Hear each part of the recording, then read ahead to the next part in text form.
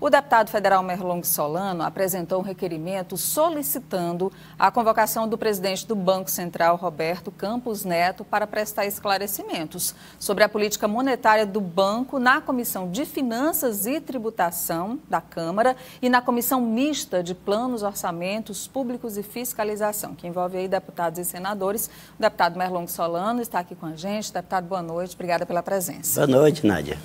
A gente sabe que não é das melhores essa relação do governo Lula com o Banco Central e a atual política monetária do Brasil. E aí, só para ilustrar o senhor, que é professor também, né, de economia, formado em economia, professor de história, mas na área de economia, essa semana nós tivemos essa variação do dólar, aumentou muito, chegou a patamares de 5,70, 5,75, deu uma queda aí nos últimos 2 dias, mas muito em relação a declarações do presidente Lula com relação à política fiscal, taxa de juros. Então, queria que o senhor trouxesse, já que o senhor é autor desse requerimento, pede a presença do presidente do Banco Central, essa avaliação, né, dessa relação do Executivo e com o Banco Central e a nossa economia. Pois é, Nádia, eu acho que está havendo aí um movimento especulativo em relação ao dólar.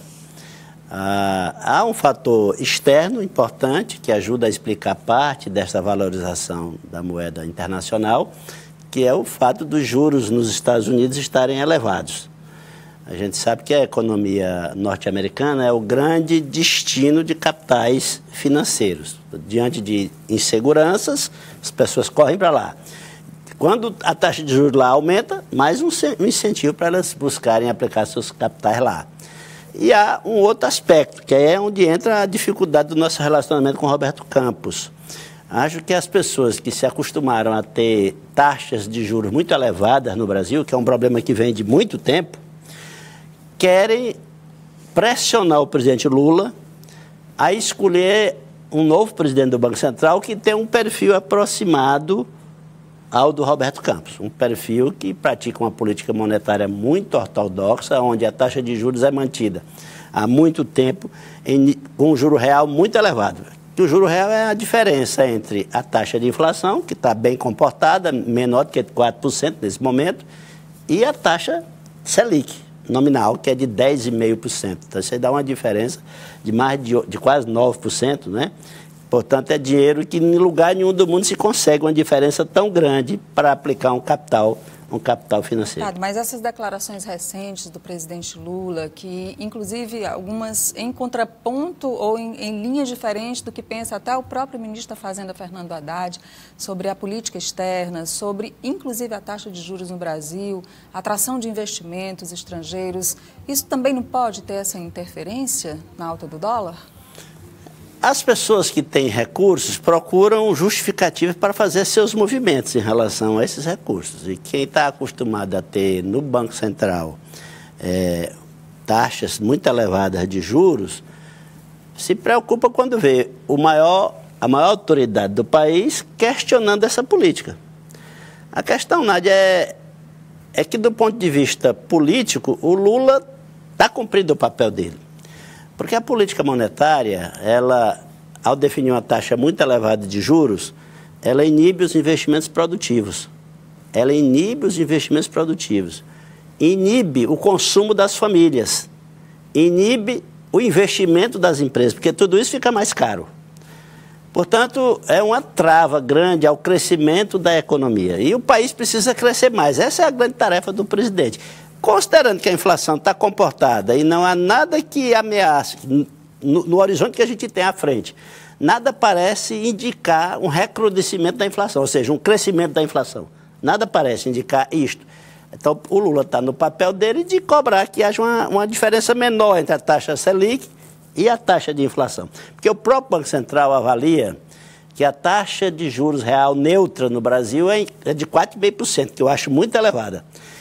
Essa taxa de juros real neutra, segundo eles, nem incentiva a economia a crescer, nem desincentiva, e nem atrapalha. É como se fosse uma coisa neutra. É isso mesmo, a palavra é essa.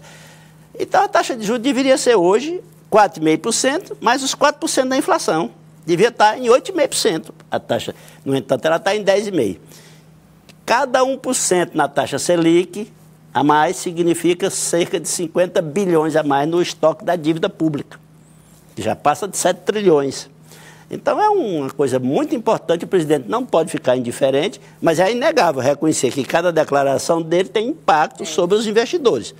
Mas, apesar disso, Nádia, o Brasil é hoje o segundo destino de capitais do mundo. Só perdemos para os Estados Unidos, porque para os Estados Unidos ninguém consegue ganhar mesmo, né? E o senhor acha que nessa perspectiva de 2025, em novembro a gente tem a mudança, né, na Sim. direção do Banco Central. Então, essa perspectiva de 2025 e o presidente Lula podendo colocar no Banco Central alguém que seja alinhado com o pensamento dele de reduzir mais a taxa de juros, isso pode comprometer esse nível de investimento? O capital externo muitas vezes não fica aqui, por isso que houve esse movimento todo, quem tem dólar prefere aplicar lá fora com mais segurança, não vem para o Brasil, segura, e aí muitas vezes o Brasil precisa colocar dólar, né, em circulação para poder fazer a cotação cair. Em 2025, se o presidente conseguir essa mudança, um alinhamento com o Banco Central, pode complicar? A pergunta é essa. Veja, o Lula governou durante 8 anos. Nesses 8 anos só tivemos um presidente do Banco Central, que teve autonomia, mesmo, não existia tal autonomia na lei, mas teve na prática. A Dilma governou por quase 5 anos. Só teve também um presidente do Banco Central, que também teve autonomia. Não houve irresponsabilidade na condução da política monetária durante o governo Lula e nem o governo Dilma, durante os governos do PT. Porque não pode haver, isso é uma coisa fundamental demais para o país. O Brasil depende muito de empréstimo do setor financeiro. Então não vai haver, não há risco de haver uma irresponsabilidade na condução da política monetária do Brasil. A própria história de 13 anos e meio, 13 anos e meio? Né? 8, mas sim, do PT mostra isso. Nós tivemos estabilidade no Banco Central nos governos do PT. E combate a inflação. Então, isso vai permanecer. O que é que o Lula quer? Quer uma diferença um pouquinho menor. E aí, quem tem lá seus bilhões aplicados vai reagir como pode. Uma das maneiras de reagir é criar esse clima de insegurança. Vai haver uma intervenção do Lula no Banco Central, o Banco Central, a partir daí, vai baixar demais a taxa de juros, os capitais fugirão do Brasil, nós teremos uma crise econômica, o dólar vai aumentar, a inflação virá. Estão fazendo tudo isso. Mas nada indica que a gente vai marchar para esse caminho, porque foram 13 anos de governo mostrando que nós não seguimos esse caminho. Deputado, para a gente concluindo aqui, vamos mudar aqui um pouco de assunto, porque hoje o senhor teve uma reunião com o presidente do Tribunal de Justiça do Piauí, o desembargador Hílio de Almeida, vendo a possibilidade do antigo prédio do TJ ser um centro cultural. Pois é. Felizmente, o presidente Hílio, nosso desembargador Hílio, tem um projeto que se casa com uma iniciativa que a gente vinha tendo há algum tempo. Chegamos a trazer a equipe do Banco do Nordeste para visitar a estação ferroviária. Depois, em entendimentos com o governador, foi resolvido outra destinação para a estação ferroviária e agora estamos compatibilizando o projeto de ter um centro cultural do Banco do Nordeste em Teresina com o projeto do TJ de ter um centro de memória, de valorização da memória do Poder Judiciário no Piauí, que é muito importante. E lá tem espaço suficiente para compatibilizar as duas iniciativas. E a equipe que veio do Banco do Nordeste declarou lá, com a minha presença, a presença do desembargador Hílio, que o prédio é muito adequado, porque se você olhar ali no entorno, tem prédios importantes, a Assembleia Legislativa, Tribunal Regional Eleitoral, o próprio prédio, uma praça muito bonita, o centro de convenções. Eu vejo essa iniciativa, Nádia, como uma iniciativa que tem o poder de valorizar muito a área da cultura e de começar um processo vigoroso de revalorização do centro expandido da nossa capital, que eu acho que é algo que precisará ser enfrentado com muita força pela próxima gestão da cidade e que com certeza terá o meu apoio se ela trabalhar nesse sentido. Tá certo. Deputado Merlong Solano, muito obrigada pela entrevista, pela conversa hoje aqui com a gente, tá bom? Ótima noite.